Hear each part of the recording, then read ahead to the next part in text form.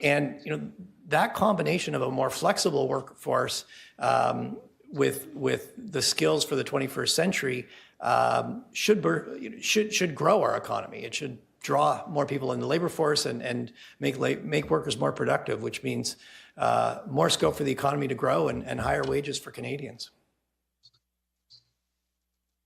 Good news. And now a housing question. With the increasing path for rates, do you expect any increase in defaults in the housing market? Do you expect a drop in home prices or a housing market crash, perhaps? Housing market activity is very elevated. We've seen very strong demand for housing, and housing prices have been moving up at an unusual pace. What are we expecting? Yesterday we raised interest rates. We've signaled very clearly to Canadians that interest rates will be on a rising path. That's already reflected in say 5-year fixed mortgage rates, and if you have a variable rate mortgage, we've signaled. Well, it went up yesterday, and we've signaled you can expect it to go up some more. And one of the reasons why we're getting out ahead and signaling where things are going for Canadians is so that they can adjust. This is going to be an adjustment, but we need this. Our economy can handle this. And those higher rates, we do expect, will begin to moderate growth in the housing sector. That's a good thing. We can't sustain the kind of growth we're seeing in the housing sector.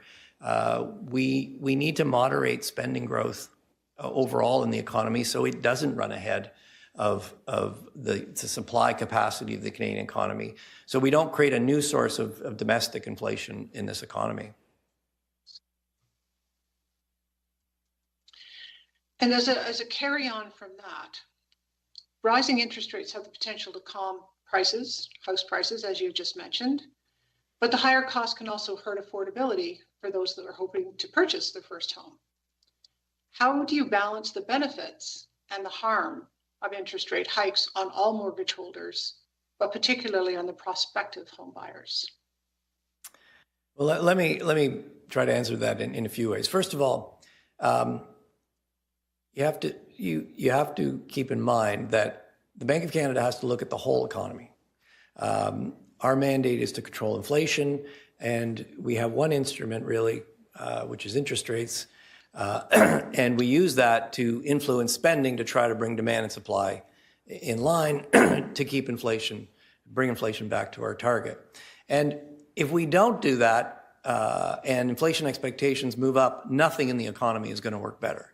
So that is our job one. We're going to raise, as we raise rates, we are going to do it mindfully.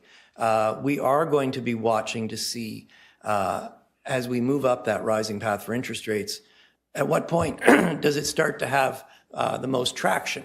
And we will be assessing the implications on the housing market, on consumption, and on the economy overall.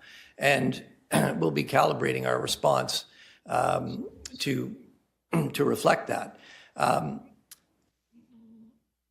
But I think what is clear right now is that we're still at very low interest rates.